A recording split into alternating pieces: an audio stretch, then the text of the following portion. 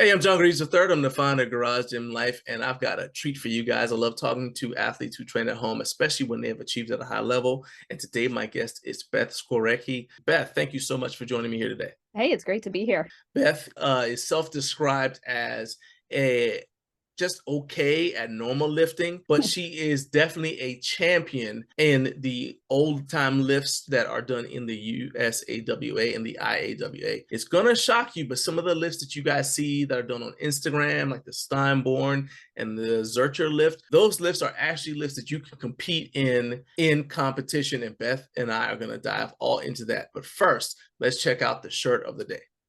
Hey, I know you guys have seen me wear this shirt in several of my videos, and like all of the shirts in the Garage Gym Life merch store, there's a message of encouragement behind it. This shirt says normal people die easier because it's true.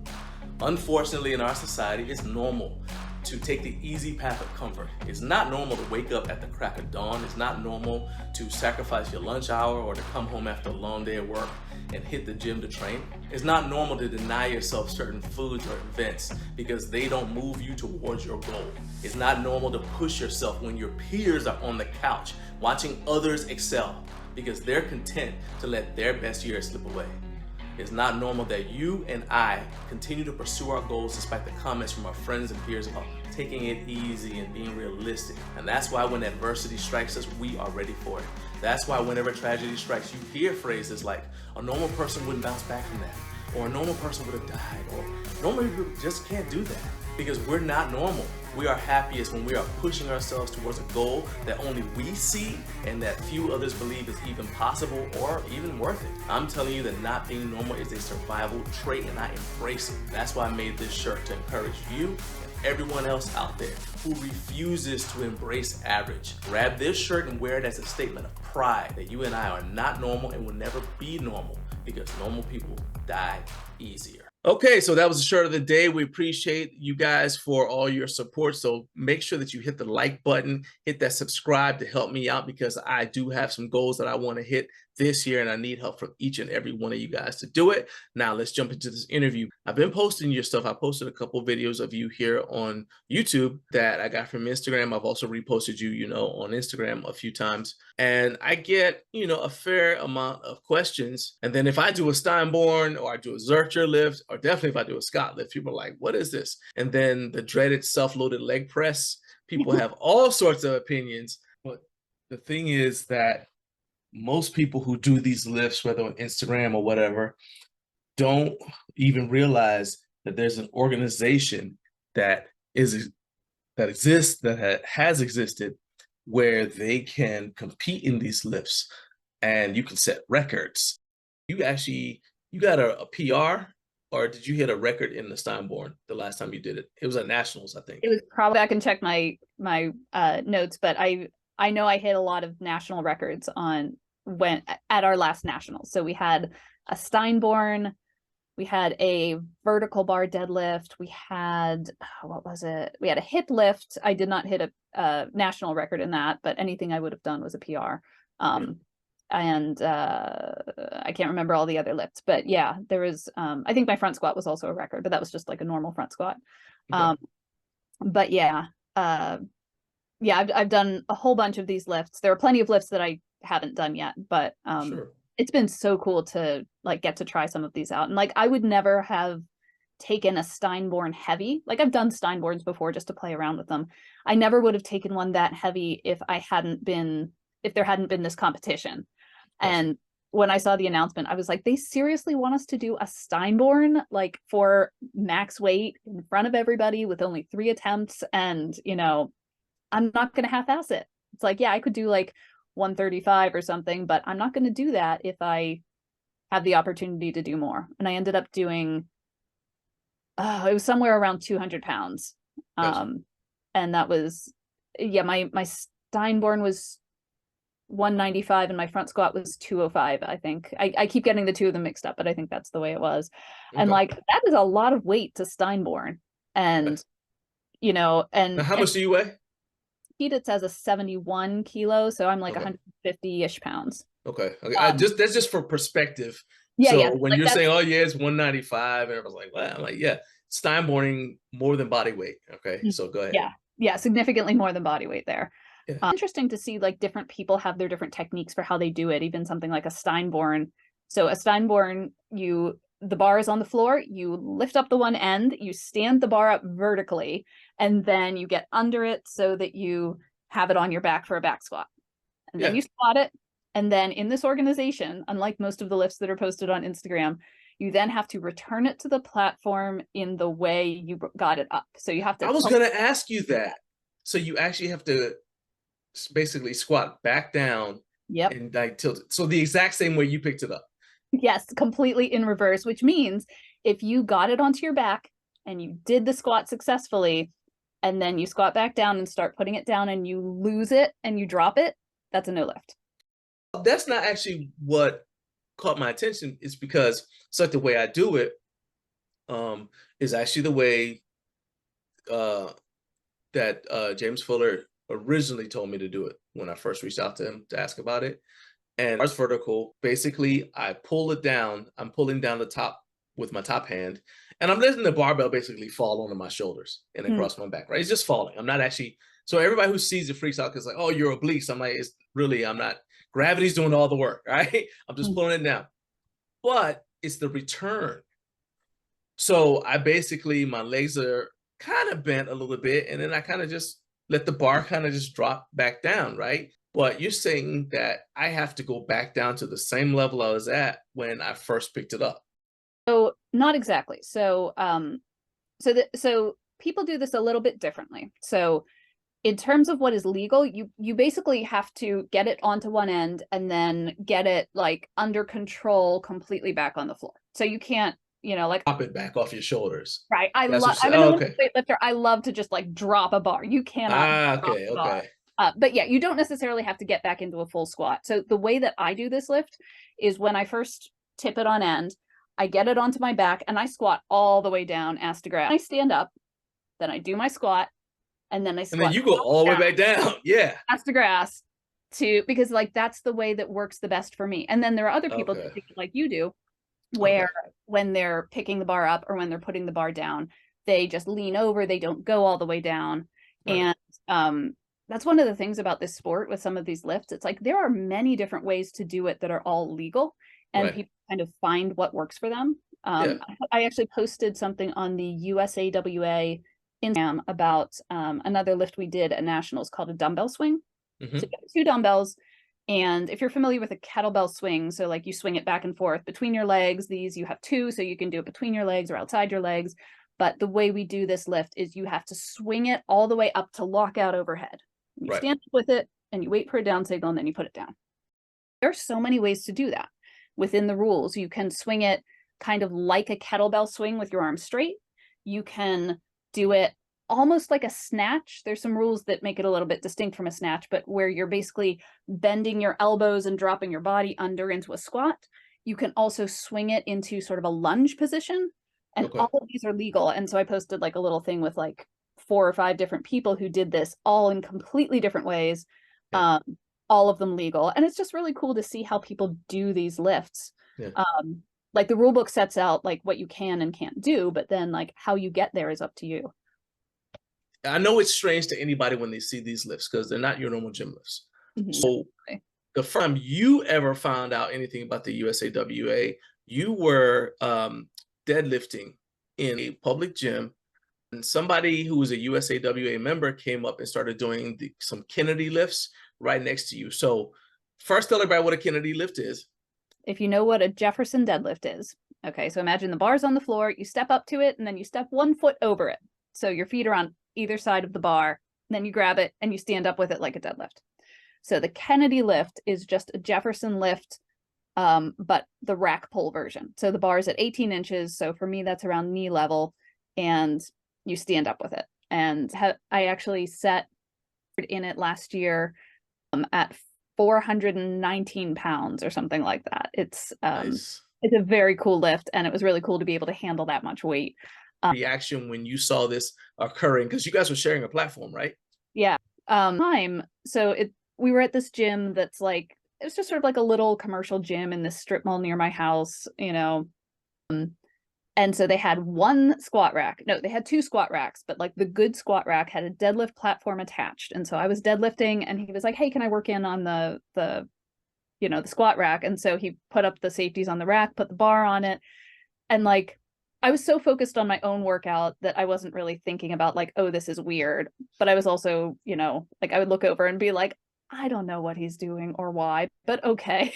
I mean, my normal point, I had been to like compete in like powerlifting or something, and I knew there were different federations and I wasn't sure exactly how meets worked. And the guy who was doing this, his name was John McKean. He talking and he was like, do you compete? And I was like, no, but I'd like to. Do you? And he like laughed and I was like, oh, I shouldn't have asked, does he compete? He's gonna be like, ha ha ha, no. And he was like, ha ha ha, I've been doing it for 40 years. I don't remember how many years, but he had been competing for a very long time at that point in powerlifting and weightlifting. And he told me about all-around lifting. And so that was my first introduction to any of this. And one of the last things he said to me before we parted ways was, you should check this out. You could set some records. And I was like, how is that even possible? Right. I'm deadlifting like 2 plates barely at this point. But I, the rest is history in a sense. And I was looking at the fact that you're only deadlifting 2 plates, so 225 pounds, and is that there are like 200 lifts in the USAWA, and so it's like, okay, you're gonna be good at one of them at least, right? And so yeah, it's like there's got to be something you're a natural at, and I think one of the things that's so cool about all lifting, because to strongman, powerlifting, even CrossFit, because it's still kind of narrow compared to 200 so potential many. lifts that you could do in a competition. I mean, you're not going to do all 200 in one event, but Right. still, that's a very, very broad field of things to choose from. And the sport's been around for a while, but it's kind of flown under the radar. People don't realize Definitely. that it even exists. So how do you, like, if somebody is interested in getting into it, how would they get into it? It's like, I know how you got into it. What was like your next step? And this is a question people ask me a lot of the time. There are 2 types of meets that are very different from each other. One type of meet is where somebody says, I'm going to hold a meet and we are going to contest the following lifts, and they will tell you what those lifts are. How far in advance do they tell you something like that? Plenty of time to train. So in January of a given year, you'll usually know at that point what the nationals lifts will be in June. So you have enough time to train. Say, okay, we're going to do these lifts. And I think it would be typical to have like 5 lifts for a 1-day meet. In worlds or sometimes like a 2-day event. And so you might have 6 or 7 lifts in total. Ahead of time which lifts they will be. They will usually be chosen to be lifts that are reasonable to expect people to be able to do.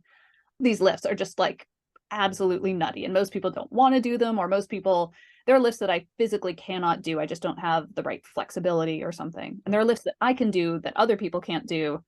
Other type of lift is called a record day, is where you just pick whatever you want to do, something you think you can set a record in, and you just show up and you're like, I'm going to do this lift, and you do it. Okay. And so there are so many lifts, but there are also weight classes. Okay, so every 5 kilos, so that's like 11 pounds. So like you can set a record in the 65 kilo weight class, and then maybe next year you weigh a little more, you can set the same record in the 70 kilo weight class. Okay. And there's 2. So if you're under 20 years old, or if you're over 40 years old, maybe you can't get the all-time record in that weight class, but maybe you can get like the record for 40-year-olds or something. For the one-handed lifts, there are separate records kept for right and left hand. So there end up being so many potential records. And so you go through the record book and you figure out like, okay, what lifts do I like? What lifts am I good at? What do I think I can do? What would I like to try? And like, it's not too hard to find a blank spot in the record books, or a spot in the record books where there's a number there and you're like, I can beat that, or I can probably beat that. Okay.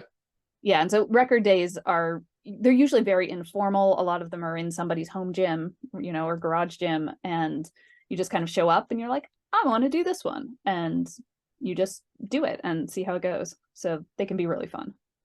So there's so much to unpack right there, because when people hear this, they're like, oh, well, there's blank spots. Well, guess some of this stuff that it scares people, Oh, and the definitely. average person seeing it.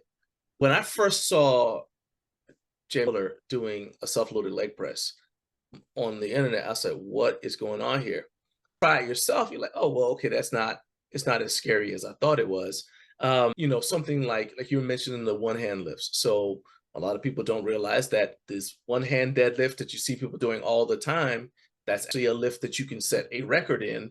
Mm. And these are national records where there's like, okay, because people don't know how big the federation is. And I could say, oh, yeah, I set a record, but there's like 3 people in the federation.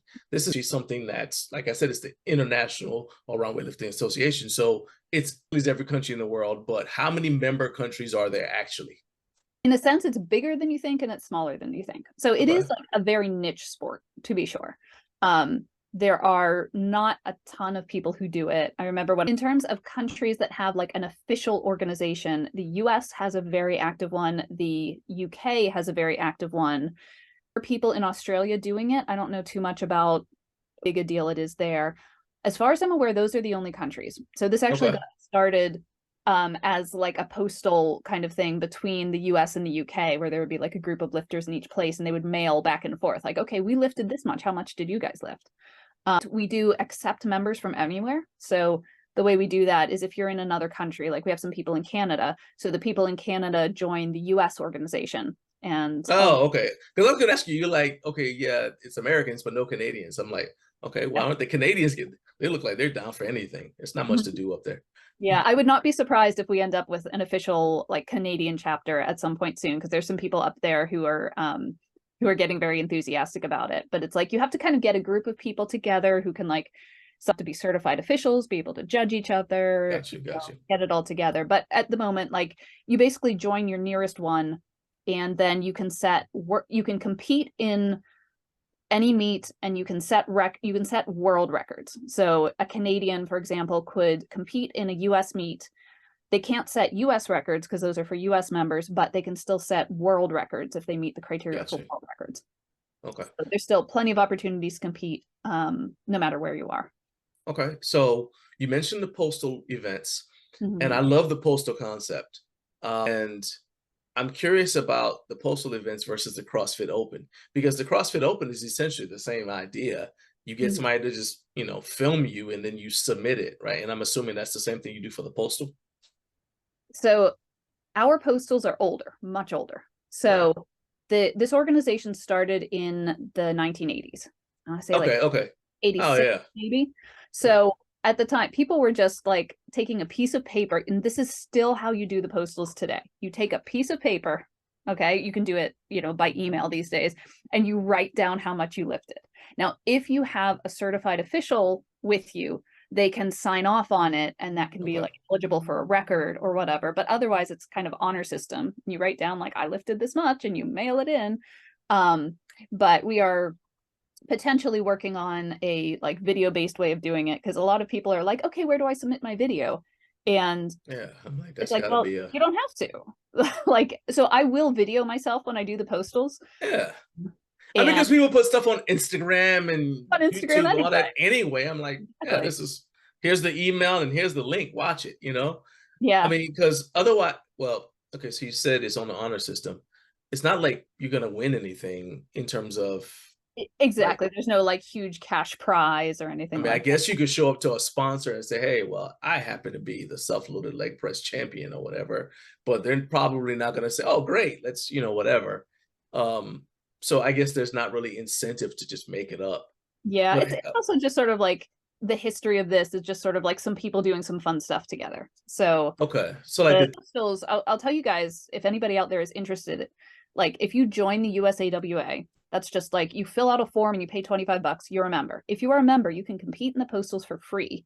And all you do is, so every quarter, so every 3 months, what the 3 lifts are for this quarter, is you do those lifts on your own. And there's some rules about how you do it and whatever.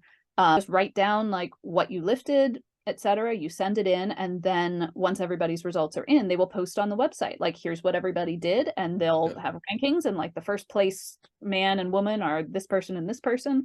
And I love it because like there aren't a ton of women in this organization, but so if I go to a meet, it's like there might not be a lot of women for me to compete against, but every time I do the postals, there are certain people I can count on to be there. And it's like, okay, did I beat her this time? Did I beat her this time? And it's really cool to be able to be competitive in something like that without having to constantly like travel to see people, you know? Right. Talk about special equipment. Mm-hmm. Because that's one of the things like of the strength sports have is like the special equipment. And the last time I looked at the rule book for the USAWA, there were a few differences. So you could wear a singlet, Mm-hmm. but it looks like sometimes people don't wear singlets. So is that required? I think I can tell you all of these rules very quickly because there are not very many of them. You can Okay. wear a belt on just about anything. You can wear wrist wraps on, yeah, you can wear a belt on anything. You can wear wrist wraps on anything. You can put chalk on your hands. You can't wear anything on your knees, and you have to wear Okay. we can see that there's nothing on your knees. There is an exception for one or two of the squats. The front squat, which was contested at nationals recently, that's actually where I decided I was going to learn how to use knee wraps, because it's allowed on the front squat and on, I think, the 12-inch base squat, and there might be one other squat.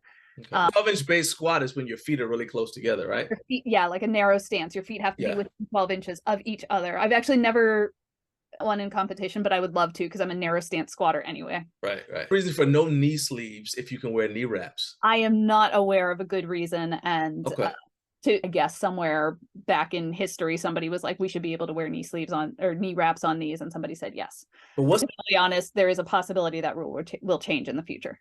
Gotcha. But tape your thumbs on things that involve hook grip, which is really fun for dinnies. You can't, there's no like tacky, there's no rosin or whatever, but it's like you get a belt, you get wrist wraps if you want them, you get chalk, and you got to be happy with that. What are some other lifts that you see people doing and you're like, that makes you say, they probably don't even realize that that's a contested lift? I mean, like the bench press, for example, is one that pops into my head. The Turkish get up, I think, just got in, because you guys had there was another lift that's similar to it. Yeah, the Gardner, full Gardner and the half Gardner, and I think the Turkish get up has been in there for a while, although I don't know exactly how long. And did you mention bent press? Was that the other one? Yeah. Not bent. I just need to like describe this for readers. Bench press, no relation. No. It is the bent press. This is like one of the oldest and coolest strongman lifts, and this and the Turkish get up both come from like stage strongman shows and like acrobats and stuff. Like this is not necessarily a thing people do like as a training lift. This is like a cool show off move. Which is why I think it's very funny that like the kettlebell world is like Turkish get-ups. These are like, this is a thing that you do in training. They do it as like a beginner move, which if I love or hate that. But the history of it is, I was going to ask you about that because we're going to dive more into that question, but go ahead. Yeah. Okay, but let me just describe the bent press really quickly. And if you look this up, you'll see people doing it with kettlebells, but you can do it with a barbell and hold it in the middle. So I like you doing it, yeah. So I prefer it with a barbell too, or you can do it with a dumbbell. But anyhow, you get the bar however you want. There are a couple of different ways to get it up to basically shoulder level. So it's in your hands. You're holding this bar almost like you're going to press it overhead. But the idea is you use a weight that's so heavy, you could not press it overhead. The cool thing about this is you can do this with a heavier weight than you can press. So you have your hand kind of like with your elbow down by your waist. Your hand is sort of at shoulder level. You're standing up. And what you do is you bend over. You're hinging from the hips so that your feet are on the ground, your butt is in the air, and by the time you're done bending over, your like head and shoulders are almost at the ground, but your arm is straightened, sort of above your head. Right. So the reason this is sort of like a trick is like in the olden times, people would be like, this is kind of cheating, but it only has to stabilize the weight while you do this weird contortion underneath it. Right. And then your arm is straight, so you can just stand up with it, and then you're standing there with the weight above your head. Yeah. And so this is actually the first thing I ever did at a meet. Wow. Okay. I just jumped right into the deep end because I was. Had you trained it? You just So, walk in and say, okay, what are we doing today? okay, so after that time, I met the guy I mentioned, and like I went home and I'm like, what is this organization? How do I do it? I started asking my friends, have you heard of this? And nobody heard of it. And finally, I found somebody who had heard of it, and I was like, okay, now I need to pick some lifts to do because it was a record day that I was going to be doing. And Okay. he was just like looking over it with me, and he was like, oh, what about bent press? That's a fun one. And I was like, what's a bent press? And I like a video of myself kind of like attempting to do what I thought it was, and he's like, not quite, but you're surprisingly close. And Okay. so for like the next 2 weeks or so, I kept like practicing and trying and like reading up on it and learning it and everything until one day I sent him a video and he's like, yeah, that's a bent press. And so I kept training it, and actually buying a barbell to be able to do this in my backyard is how I started assembling my home gym. That was like the first like garage gym item I ever bought. Okay. And then I got a lot more stuff during the pandemic. But so this was like the year before the pandemic. And so I went to this record day, and I had a couple of other lifts that I wanted to do also, but I was like, I want to do a bent press. And they were all like, oh yeah, you're going to do a bench press. And I'm like, no, I'm going to do a bent press. And they're all like, oh, okay. Yeah. Because this is a hard lift to do. It's even Yeah. more unusual to see somebody who like knows how to do it for real, not just like, oh, I can get a 10-pound dumbbell up, but like Right. but like do a barbell or like a serious weight. And it was just so fun and cool to learn and to know that I'm doing something that is like it's difficult, it's technical, it's something that lets you move a lot of weight, and it's something that is, like truly out of history. And I Yeah. just love that all so much. So a couple of things about the bent press, because I do love this lift. So Arthur Saxon, as far as I know, is always going to have the heaviest bent press in history, because it's like well over. It's actually It's so over. close. It's close to 400 pounds. Yeah, It's like 370 something. I actually looked this up recently. He supposedly did 370. I don't know if I can Yeah, find this book real quick. and His best that was like certified by judges and verified was like 330 or something. So it's still okay, over 300 it's pounds. still ridiculous. Yeah, There was a competition where he like attempted 350 or something, and then supposedly he did 370 in as like a training lift. gotcha.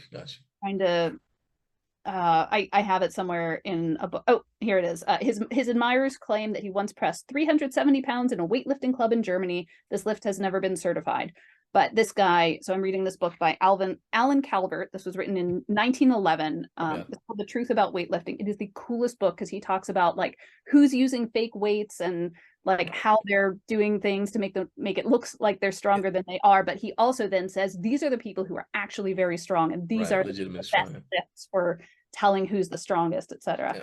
So anyhow, he said this guy officially believes that Saxon did officially 336 pounds. So it was at least that much, and this 370-pound training lift may very well have been true. If you guys watching this are into like you want to find out more, you can get that book, I believe, still on Amazon. The book that Yeah, Beth was I just just holding. got it off Amazon. It's like a reprint. You can tell that they like Yeah, there's some typos, but like it's got all the original pictures and stuff. It's so cool. So cool. and shout out to Alan Calvert, because Alan Calvert is the one who came up with the loadable barbell. Before that, you had these basically solid globe barbells, which actually led to some of the lifts like the bent press, because you get a weight, however you got it, you bought it from somebody, you got somebody to make it, and then you essentially just figure out all the different ways that you could lift with it. Yeah. Because you couldn't just go out and buy another one. I mean, it's just like, you wouldn't buy, well, I guess some people might, but you wouldn't just buy a whole power rack every week, And so they had limitations on the stuff to supply. So they're like, okay, well, can I pick it up? Can I put it overhead? Can I do, like they're trying to figure out different ways to lift it. And that's how we got a lot of these extremely cool lifts. And then Alan Calvert invented the loadable barbell. And that's like kind of like how we ended up. Yeah. So shout out to Alan Calvert. And I also, barbell company. Yeah. what I also think is very noteworthy is how you mentioned the fake weights. And that's one of those things that people would assume is a new invention.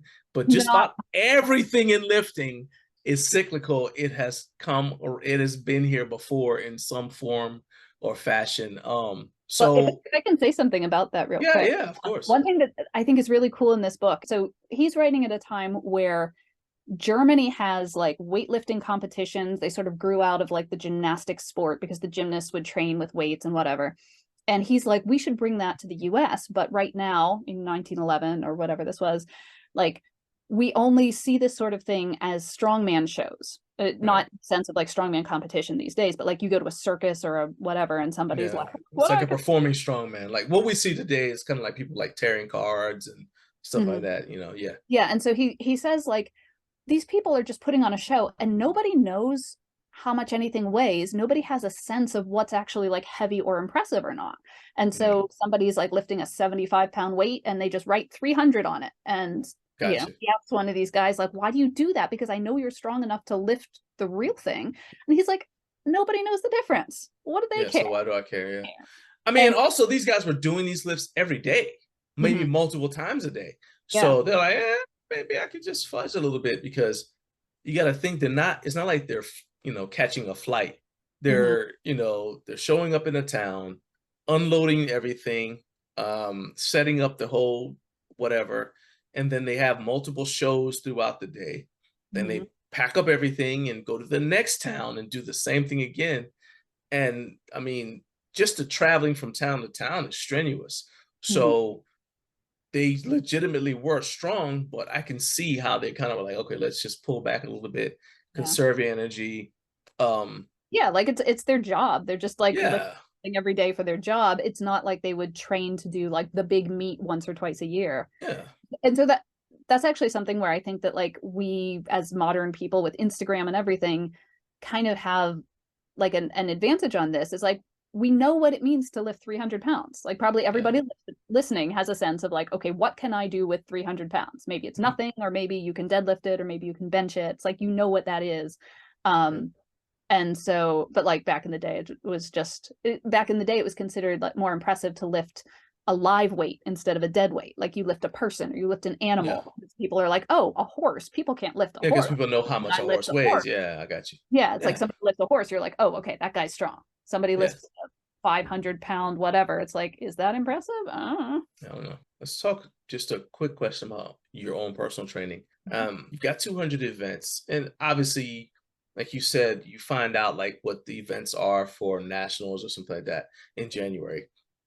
But if you're going to compete multiple times that year, or you know, how do you structure your training? I think everybody does it differently. And one of the kind of cool things relating to something we said earlier is like, whatever your background is, there will be things that you're good at. And then there will be things that you're not necessarily good at. Right. It's like when I show up to one of these, like, I'm like, okay, I just have to like snatch better than a power lifter and deadlift better than a weightlifter, you know?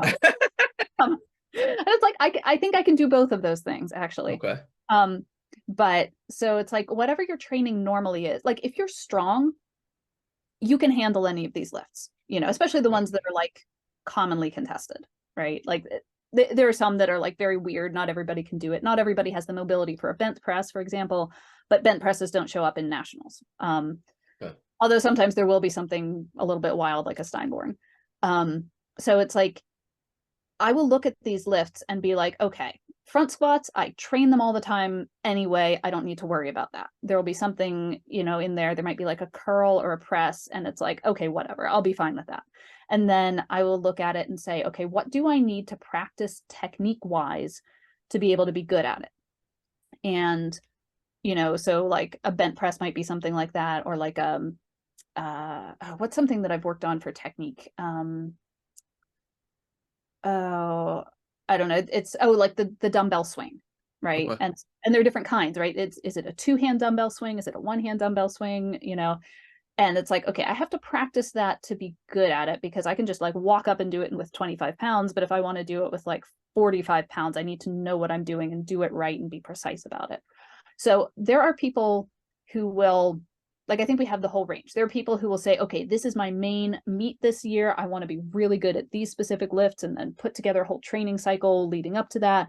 And then there are people who will like look up what the lifts are, you know, a week ahead of time and be like, yeah, I remember those. Yeah. And like, Okay.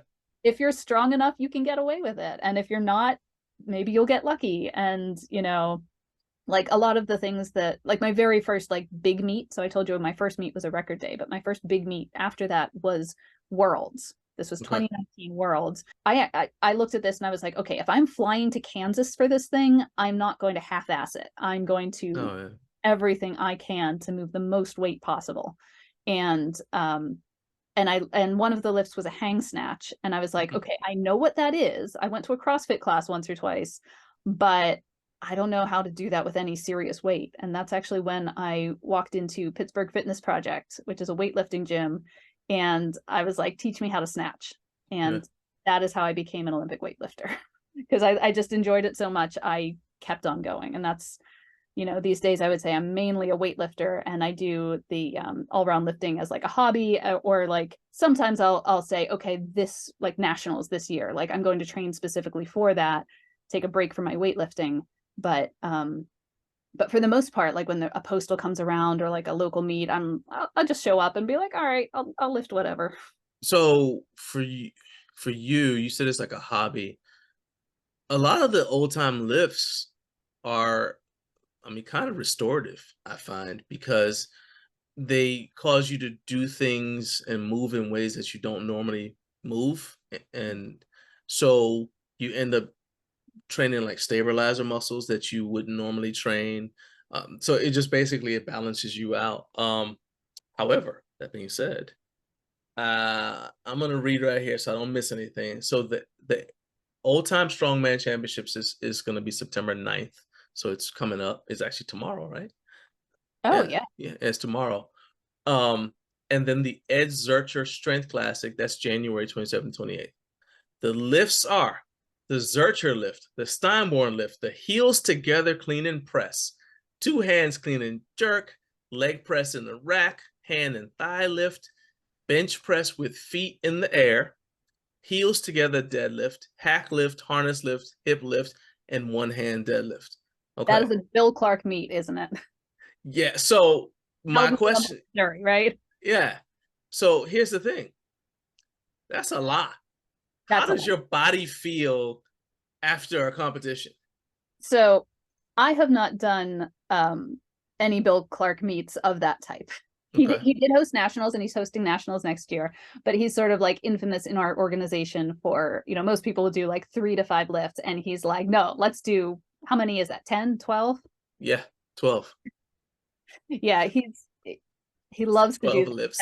And that's a good question. I should ask one of the people that has done some of those meets, is like, how do you feel afterwards? But because like, it's, good God.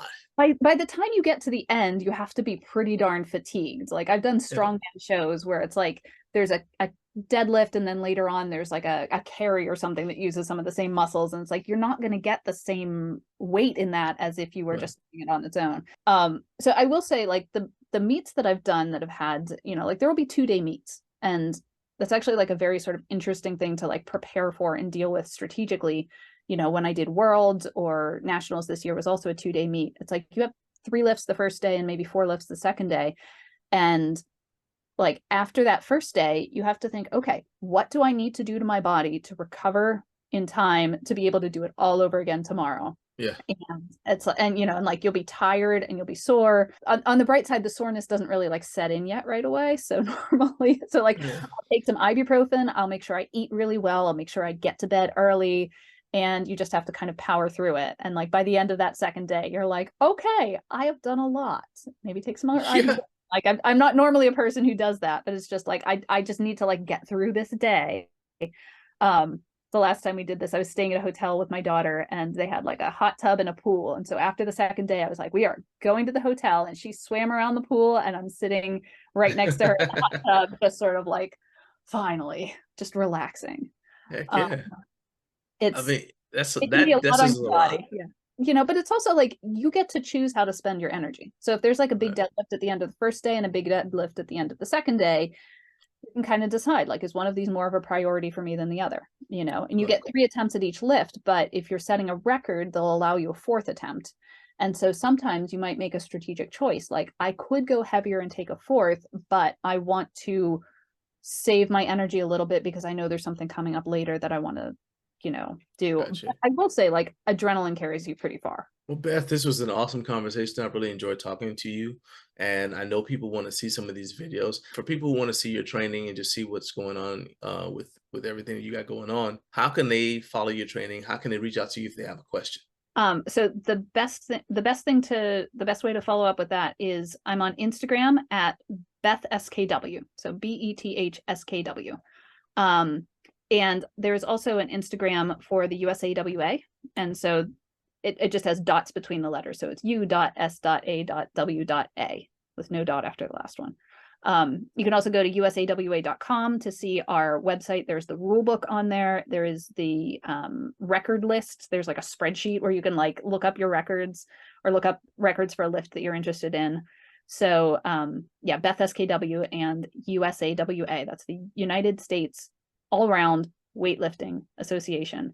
And if you check out those 2 things, you will see so many cool things. And yeah, people can get in touch with me anytime. I love talking about this stuff and I love sharing stuff about it. And I would love for people to, you know, get inspired by this and be like, yeah, I'll do the next postal, or maybe I'd like to show up to a meet, or start browsing the record book and find something that, you know, you think you might be able to attack.